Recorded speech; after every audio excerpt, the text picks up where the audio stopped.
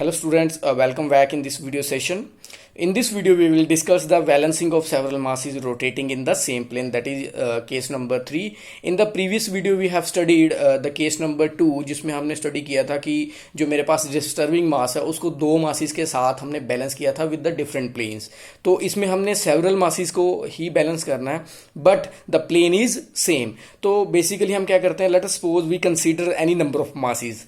तो जो हम मास कंसीडर करेंगे इसी तरह उसी मासेस के अबाउट हम डिस्टेंस और एंगल क्या करेंगे, कंसीडर करेंगे. तो मैंने जो कंसीडर किया है, so let us suppose we consider the 4 masses. We have a diagram also,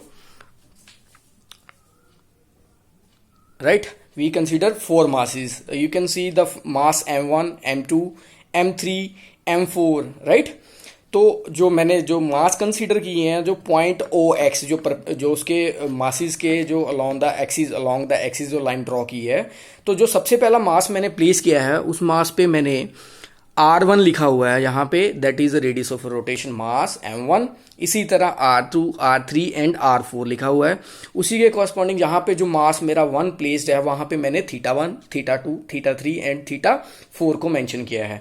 इसी तरह हमारे पास नंबर ऑफ मासेस हो सकते हैं. ये मैंने एग्जांपल के बेस पे आपको बताया. इसी के बेस पे आपका न्यूमेरिकल भी बन जाएगा इसी क्वेश्चन में ही. तो हम क्या करेंगे, इस चीज को एनालाइज करने के लिए मेरे पास 2 मेथड होते हैं. एक ग्राफिकल मेथड होता है, एक एनालिटिकल मेथड होता है. तो पहले मैं आपको बताऊंगा ग्राफिकल मेथड. तो जो मैंने मास प्लेस किया m1, m2, m3 and m4, तो आप इसमें देख रहे होंगे FCM लिखा हुआ मैंने, और ऑपोजिट डायरेक्शन में जो मैंने ये चीज मेंशन की है that is FC force, resultant force. इसी के ऑपोजिट डायरेक्शन में जो मास है that is the balancing mass. तो इस केस में हम स्टूडेंट्स क्या करते हैं कि जो नंबर ऑफ मासेस मेरे लग रहे हैं एक ही प्लेन पे, तो उसको एक ही फोर्स के साथ हम क्या कर देते हैं, बैलेंस कर देते हैं. तो याद रखना, जो फोर्स होगी, जो रिजल्टेंट फोर्स होगी, जो बाकी मासेस लग रहे हैं उनके ऑपोजिट डायरेक्शन में होगी, तो मास बिल्कुल उसी के ऑपोजिट डायरेक्शन में होगा, बट जो लाइन ऑफ एक्शन होगा वो सेम रहेगा इस केस में. तो मैं स्टार्ट कर देता हूं आपको. करते कैसे हैं स्टार्टिंग में, एनालिटिकल मेथड में सबसे पहला स्टेप क्या होता है मेरा. तो सबसे पहले आपको क्या करना पड़ता है, सबसे पहले आपको फाइंड करना पड़ता है centrifugal force. So centrifugal force आपको फाइंड करनी पड़ती है which is equal to FC m omega square r. m what is m, that is mass, omega that is angular velocity, and what is r, and r is the radius of rotation. तो हो सकता है आपको इसमें से r given हो, omega given हो. अगर नहीं होगा तो कैलकुलेट करेंगे. तो मास आपको फाइंड आउट करना, डायरेक्ट भी फाइंड आउट कर सकते हैं सेंट्रीफ्यूगल फोर्स के थ्रू. सेकंड जो पॉइंट है, जो इसके बाद का जो स्टेप आपको करना है वो करना है आपको फोर्सेस रिजॉल्व करनी पड़ेगी. रिजॉल्विंग फोर्सेस, जो सेंट्रीफ्यूगल फोर्स है उसको रिजॉल्व करना पड़ेगा horizontally and vertically also.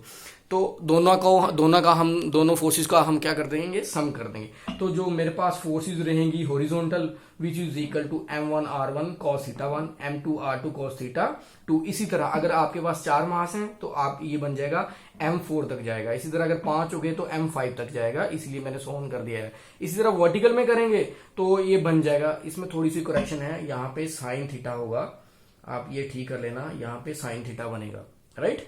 sin θ1 ये मैं ठीक कर देता हूं, sin θ आएगा यहाँ पे sin θ1. उसी तरह cos θ बन जाएगा आपका वर्टिकल फोर्सेस में. तो इसका मैग्नीट्यूड फाइंड आउट करने के लिए हमें क्या करना पड़ेगा, magnitude of the resultant centrifugal force which is equal to FC under root sum of the horizontal forces plus sum of the vertical forces. ये नेक्स्ट स्टेप है. जो भी इसकी वैल्यू आएगी, दोनों की वैल्यू आएगी, उनका क्या कर देंगे, स्क्वायर करके, सम करके अंडर रूट कर देंगे.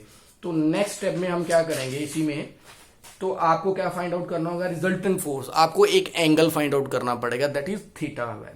tan theta is equal to sum of vertical forces divide by sum of horizontal forces. ये जो मैंने आपको स्टूडेंट्स, आपको ये चीज मैं बता दूं, ये जो मैंने यहाँ पे लिखा हुआ है डॉटेड लाइंस के थ्रू बनाया थीटा एंगल, कि जो मास हमने फाइंड किया, जहाँ FC जो रिजल्टेंट फोर्स हमने फाइंड किया है वो कितने एंगल पे ड्रॉ करेंगे, ये आपको शो करना पड़ेगा, मेंशन करना पड़ेगा डायग्राम में. इसीलिए मैंने इसको अलग कलर से बनाया हुआ है. तो ये थीटा है. कैसे कैलकुलेट करना है, जो आपके पास सम ऑफ वर्टिकल फोर्सेस रहेंगी, सम ऑफ हॉरिजॉन्टल फोर्सेस रहेंगी, उनको हम क्या कर देंगे, आपस में डिवाइड कर देंगे. तो tan इनवर्स करके इसकी वैल्यू कैलकुलेट कर लेंगे. तो नेक्स्ट स्टेप में क्या रहेगा, the balancing force is then equal to the resultant force but opposite in direction. तो डायरेक्शन क्या रहेगी, ऑपोजिट रहेगी. तो एट द एंड आपको क्या फाइंड आउट करना है फिर, FC is equal to m into r. What is m, that is balancing mass, r is its radius of rotation. तो स्टूडेंट ये था मेरे पास एनालिटिकल मेथड। जो ग्राफिकल मेथड है आपको करना क्या है, मैं इसी के थ्रू ही बता देता हूँ, इसी डायग्राम के थ्रू। ये देखो ध्यान से इसी डायग्राम को। तो ये जो सारी वैल्यूज गिवन होंगी R1, R2, R3, R4, R5, R6 on जितनी भी होगी, जहां R3 तक जाएंगे, जहां 4 तक, जहां 5 तक, जो भी गिवन होगा क्वेश्चन में आपको, तो आपको क्या करना पड़ेगा, उसका एंगल भी गिवन होगा, θ1, θ2, θ3, θ4, θ5। अब नेक्स्ट न्यूमेरिकल करेंगे तो आपको समझ लग जाएगा। अभी फिर मैं रिपीट कर दूंगा उसमें। तो आपको क्या करना पड़ेगा, लेट अस सपोज जो पहला θ1 है मेरा एंगल गिवन है 60 डिग्री। तो यहां पे इस पॉइंट से मैं क्या करूंगा, 60 डिग्री के पॉइंट लगा दूंगा और एक लाइन ड्रॉ कर दूंगा, दैट इज FC1। अब ये लाइन कितनी ड्रॉ करनी है, क्वेश्चन मेरा ये रहेगा। लेट अस सपोज जो आपको रेडियस ऑफ रोटेशन है 20 गिवन है। तो अगर आपके लिए स्पेस अवेलेबल है कि आप 20 mm की एक degree 1 degree is equal to 1 mm लेना चाहते हो, तो इजीली ड्रॉ कर पाओगे, तो कोई इशू नहीं है। अगर आप उसको स्केल को हाफ करना चाहो या डबल करना चाहो तो आप कर सकते हो। तो पर आपको ये पता होना चाहिए, क्योंकि ये लास्ट की जो फोर्स आएगी वो आपका आंसर होगा, ये वैल्यू। तो लेट अस सपोज मैं आपको एग्जांपल के तौर पे बता देता हूं यहां पे एग्जैक्टली करना क्या है। जैसे ये 20 है, 20 mm गिवन होगी ये लाइन 20 mm। तो मैं क्या करता हूं, लेट अस सपोज 1 डिग्री को 1 mm के बराबर लिख लेता हूं। ठीक है जी, क्लियर है। तो ये क्या बन जाएगा आपका, जब भी इसको ड्रॉ करेंगे हम एंगल को, 1 mm कितना बन जाएगा आपका, 1 डिग्री के बराबर। तो जब मैं इसको ड्रॉ करूंगा तो उसने उतने mm ही ड्रॉ कर दूंगा यहाँ पे, उतना angle 60 degree. Next angle 90 degree, तो 90 डिग्री जितनी लेंथ गिवन होगी FC2 की उतनी ड्रॉ कर दूंगा। ये एग्जैक्ट लेंथ होनी चाहिए ग्राफिकल मेथड में। तो इसी तरह जो नेक्स्ट एंगल होगा, अब मैं ये चीज आपको कंफर्म बता देता हूं कि एंगल कैसे सिलेक्ट करते हैं। Next angle, next angle, next angle होगा कैसे ये आपका।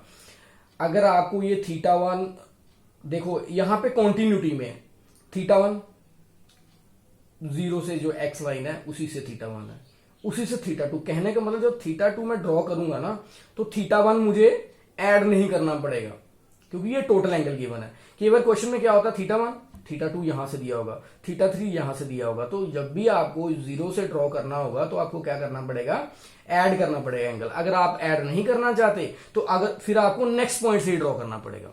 तो ये आप ध्यान में रखने हैं ये चीज। तो पहले मैंने यहां पे एंगल लगाया, उतनी लाइन दी जितना रेडियस ऑफ रोटेशन मेरे को गिवन था, फिर यहां पे ये लाइन ड्रॉ करी, नेक्स्ट जो FC एंगल 4 था तो ये लाइन। अब आपको यहां पे छोड़ देना है इसको। तो ये मेरे पास पॉलीगॉन लॉ ऑफ फोर्सेस होता है कि जो हम जब क्लोज करते हैं ना इसको, तो जो फोर्स लगेगी वो ऑपोजिट डायरेक्शन में क्लोज करते हैं।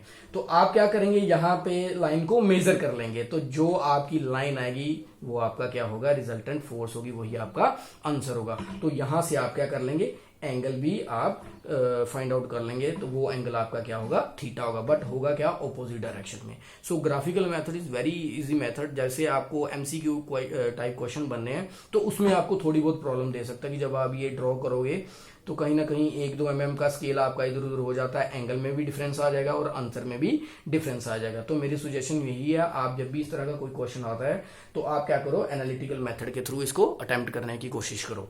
तो यहां से आपको क्या मिल जाएगा, एंगल मिल जाएगा। अगर आप यहां से सारे एंगल ड्रॉ कर रहे हो तो फिर यहां से ही टोटल एंगल ऐड कर लेना, 180 के अकॉर्डिंग आपका बन जाएगा।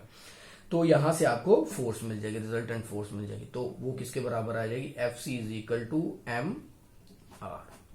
तो वो आपका आंसर मिल जाएगा आपको। ठीक है जी। So this is all about the case number 3। Next video में हम करेंगे केस नंबर 4 और मैं आपको कुछ न्यूमेरिकल की वीडियो अलग से बना के डाल दूंगा। Thank you very much.